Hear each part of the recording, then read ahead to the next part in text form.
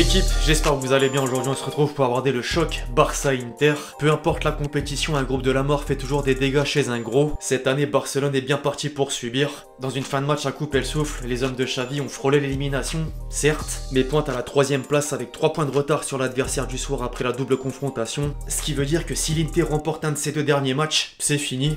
La Ligue Europa se rapproche et il peut y avoir pas mal de regrets au vu des multiples rebondissements. D'abord parce que Dembélé pensait délivrer les siens sur l'ouverture du score, provoquant une réaction à peine mesurée de Xavi. Ensuite, la défense en a décidé autrement avant que l'Inter ne monte en puissance avec des contre-attaques dangereuses et que Lewandowski ne sonne la révolte, insuffisante soit-elle.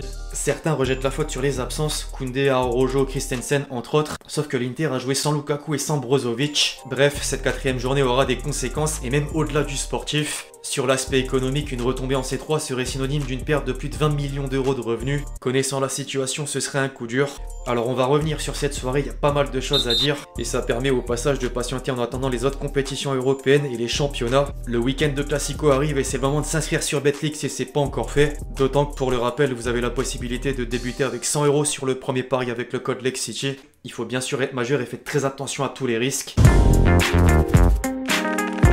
Un tel rendez-vous qui termine sur un 3 partout ne pouvait pas passer inaperçu au sein de la presse européenne. Premièrement en Espagne et plus particulièrement en Catalogne, la nouvelle désillusion des Blaugrana fait très mal. Sport estime que Lewandowski et ses coéquipiers vivent de miracles. D'une part étant donné le scénario conclu par une égalisation sur le fil. D'une autre car l'Inter aurait pu l'emporter sur le gong. Après la goutte d'espoir, le Mundo Deportivo est plus direct et parle d'un chaos virtuel. La qualification pour les 8e de finale semble plus que compliquée et la principale cause, sur le moment, apparaît au premier plan. En parallèle, les quotidiens madrilènes placardent à leur tour le plus gros fautif et utilisent le terme de désastre pour illustrer la soirée. Tant As que Marca ne voient pas comment le Barça peut échapper à un reversement en Ligue Europa. A contrario et sans surprise, en Italie le ton est forcément à la fête. La Gazzetta dello Sport réserve sa une au Nerazzurri avec à l'image un certain Lautaro Martinez.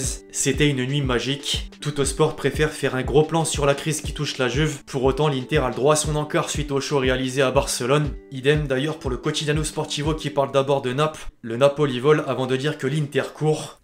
Le résultat est presque vu comme une victoire finalement. La semaine dernière, le Sporting avait Adan. Hier, le Barça avait malheureusement Gérard Piqué. Sa prestation a été tout simplement honteuse. Honteuse, oui, car à ce niveau, c'est juste pas possible. En 3 temps, 3 images, tout est dit. Le vétéran, pour l'appeler comme ça, a commencé plutôt fort avec quelques dégagements confiants avant l'action du premier but de l'égalisation. Il fait d'abord un placement complètement improbable, donnant totalement la possibilité à Barella de partir en profondeur. Il fait un geste des mains pour que sa défense reste tranquille sur le centre. Sauf que derrière, l'attaquant est seul et peut tranquillement envoyer le ballon au fond des filets.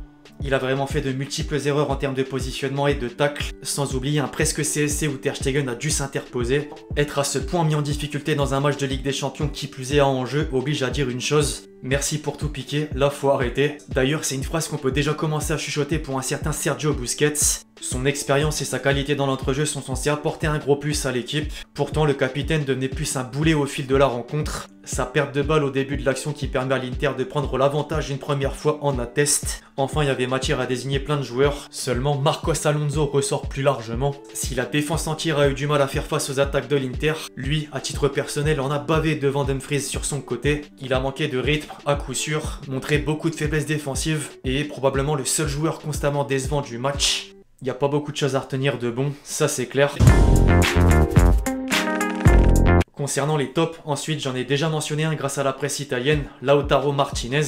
Il était un peu absent en première mi-temps et pour une raison, l'Argentin n'était pas 100% en forme suite à la blessure ressentie après la défaite contre la Roma. Ça n'a pas facilité son déplacement sur le terrain et pourtant, en seconde, avec l'aide de Barella, il a procédé au réveil. Un but, une passe D. Propre. Le joueur désigné homme du match par l'UEFA, lui, a marqué le but de l'égalisation permettant à son équipe de se relancer. Et au meilleur moment, juste après la mi-temps, le choix tactique, bloc-bas de la première période laissait penser que ça allait être compliqué pour revenir au score. Keneny, il a effectué des courses diagonales de qualité et a sprinté vers l'avant, profitant des contre-attaques pour concrétiser les actions. Sinon, de l'autre côté, je veux mettre un point d'honneur sur Ter Stegen. Certes, il encaisse 3 buts, qui plus est à domicile. Cependant, le gardien allemand n'est pas le plus fautif sur les 3 réalisations de l'Inter et sauve surtout les siens énormément de fois, notamment dans les dernières minutes. Je pourrais quasiment aller dans le même sens pour Lewandowski, car avant de mettre son doublé, franchement, son match était...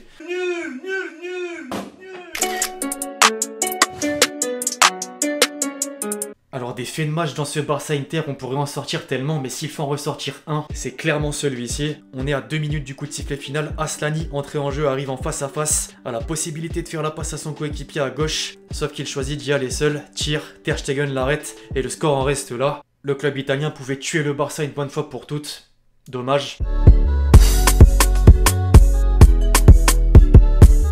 On en vient aux réactions d'après-match et pour souligner la performance de l'Inter qui s'est vraiment donnée pour obtenir un résultat, Inzaghi lance les hostilités. Je cite « Nous avons joué un grand match d'intensité, d'agressivité et de détermination. Il nous reste beaucoup à faire pour atteindre les huitièmes de finale. C'est une bonne soirée mais pas excellente. Si nous avions marqué le but du 4-3, nous aurions terminé le groupe avec un match à perdre. C'est sûr, mais le principal est là. Il y a 3 points d'avance sur le Barça et la qualification est proche. Il en a profité au passage pour lancer un petit pic sur le Barça. D'un autre côté, Xavi lui a parlé avec beaucoup de déception forcément. Cette Ligue des Champions est cruelle avec nous, mais en deuxième mi-temps, nous avons fait beaucoup d'erreurs. Le premier but était une erreur manifeste de la ligne défensive. Le football est un jeu d'erreurs et il s'agit de les minimiser. Aujourd'hui, nous avons commis des erreurs très graves qui nous ont coûté cher. Ensuite, en conférence de presse, il a appuyé sur ses paroles avec quand même une précision supplémentaire. Si la défense a commis des erreurs, ça signifie que c'est moi qui les ai commises. C'est moi qui me trompe, c'est ma responsabilité. Je suis fâché, déçu, triste, contrarié et un peu enragé aussi. Alors la défense, lui a proprement parlé et Ousmane Dembélé également. Nous avons de jeunes joueurs, Gavi et Pedri, qui prennent d'assez bonnes décisions. Pour Ousmane, c'est plus difficile et pourtant il a la capacité de faire la différence. J'ai confiance en lui même s'il fait souvent les mauvais choix. L'intonation sur le dernier terme qui en dit long.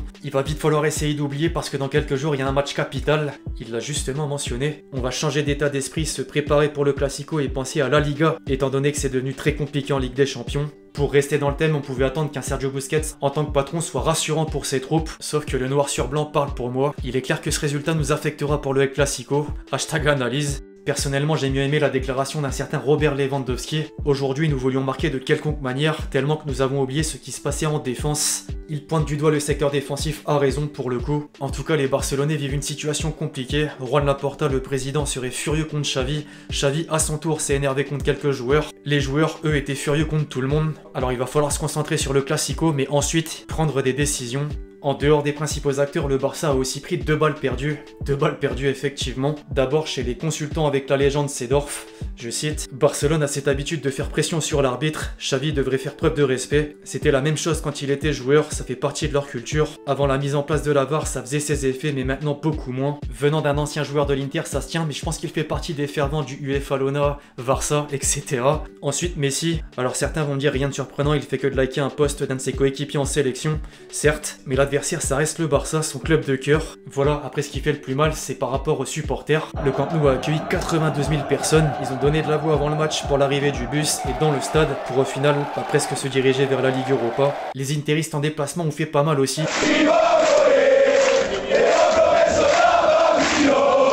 L'atmosphère, la ferveur, c'est toujours important dans ce genre de rendez-vous. Avant de clôturer la vidéo les amis, comme toujours on fait le petit tour habituel sur Twitter. En premier lieu un classique avec un bookmaker à l'honneur, BetClick, hashtag Barça Inter 1-2. C'était en cours de match mais ça se vaut toujours. Bien sûr au-delà du Barça c'est évidemment Piqué qui en prend le plus pour son grade. Erreur de Piqué, erreur de Busquets, la même histoire, les mêmes erreurs encore et encore. Piqué dancing, oh le montage avec Shakira qui l'a trompé. Piqué, la statue, le monument qui reprend son geste sur le premier but. Piqué sur le but de Barella.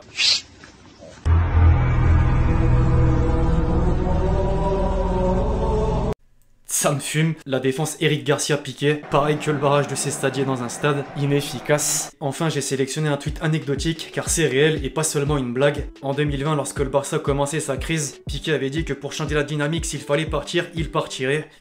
Il est encore là. Bref, l'équipe, c'est à peu près tout ce que j'avais à dire sur ce Barça Inter. J'espère que vous avez apprécié, je compte sur vous si c'est le cas pour lâcher votre meilleur pouce levé, très important. Faites-moi part de votre ressenti dans les commentaires sur le match et sur la vidéo. D'ici là, on se retrouve très vite sur la chaîne pour de nouvelles vidéos. C'était Lexchi. Ciao, ciao.